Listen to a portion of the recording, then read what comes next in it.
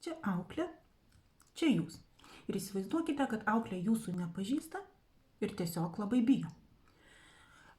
Kas tada būtų, jeigu jūs šitam žmogui skambinate telefonu ir bandote su juo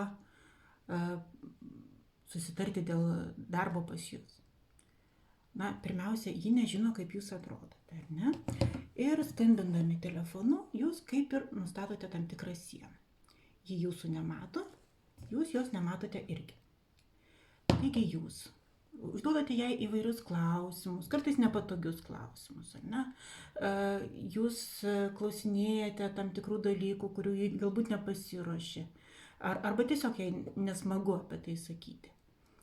Ir ji jūsų nematydama paprasčiausiai pradeda jūs įsivaizduoti visiškai kitokius. Ir atsisako pas jūs dirbti. O visa tai būtų labai paprasta, jeigu jūs matytumėt vieni kitus, matytų jūsų akis, matytų kaip jūs kalbate, kaip jūs bendraujate, viskas taptų daug paprasčiau.